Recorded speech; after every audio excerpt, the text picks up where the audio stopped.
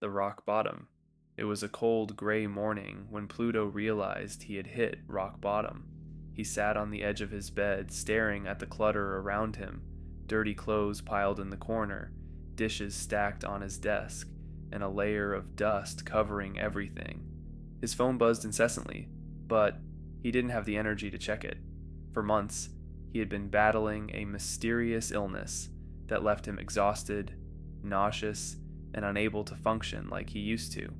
He had lost friends, missed work, and felt like a shadow of his former self. Pluto had always been the strong one, the person others leaned on, but now he couldn't even lean on himself.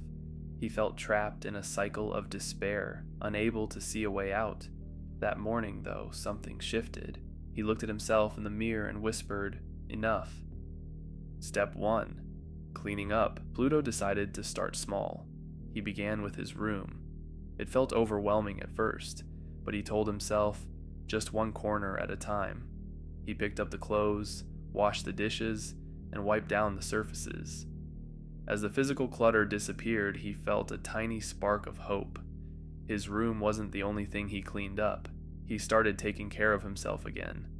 He showered, brushed his hair, and put on clean clothes. It wasn't much, but it was a start. Step 2. Breaking the screen addiction. Pluto's phone had become his escape.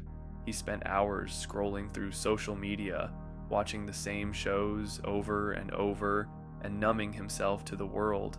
But one day he realized he couldn't remember the last time he had a quiet moment to just think.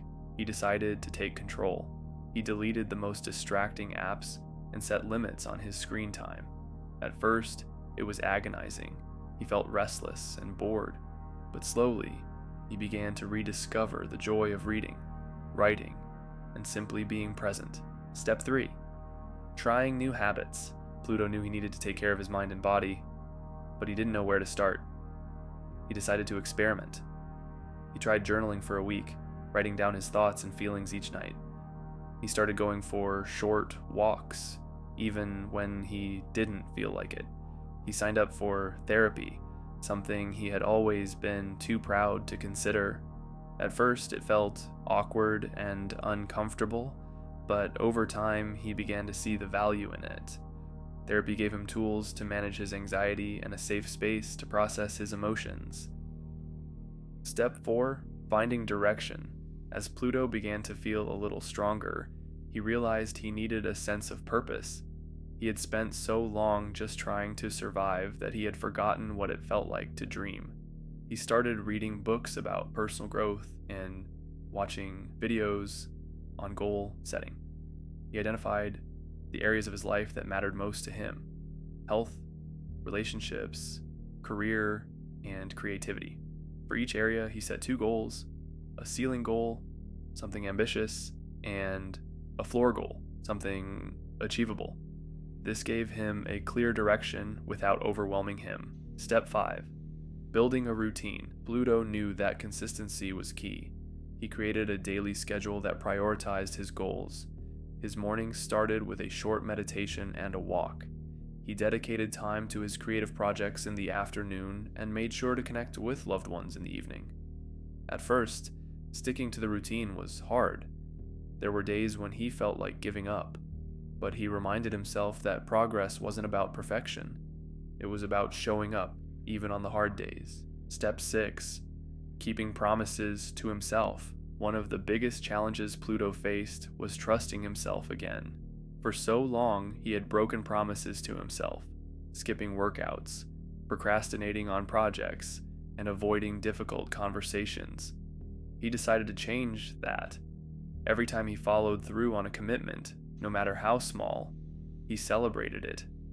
Over time, he began to rebuild his self-trust. He realized that being kind to himself didn't mean being lazy. It meant honoring his word and treating himself with respect. Step 7. The power of consistency. Pluto's progress wasn't linear. There were setbacks and moments of doubt, but he kept going. He reminded himself that consistency, not intensity, was the key to lasting change. Even on days when he felt like he was moving at a snail's pace, he showed up. Slowly but surely, he began to see results. Step 8. Reflecting on the journey. 1 year later, Pluto sat on the same bed where he had once felt so lost, but everything around him had changed. His room was clean and organized. His phone no longer controlled his life. He had a routine that brought him joy and a sense of accomplishment. Most importantly, he had rediscovered himself. He thought back to the darkest days and realized how far he had come. The struggle had been painful, but it had also been transformative. He had learned to be patient with himself, to embrace small victories, and to find meaning in the journey. As he closed his journal that night, he wrote, "The climb was hard, but it was worth it, and if I can do it, so can you." Pluto's story is a reminder that no matter how deep the hole you're in, there is always a way out. It starts with one small step, one act of self-care, one moment of courage. The road won't be easy, but it will be worth it, and along the way, you'll discover a strength within yourself that you never knew existed. So take that first step, clean your room, put down your phone, try something new, and remember, the struggle itself is what makes the journey meaningful.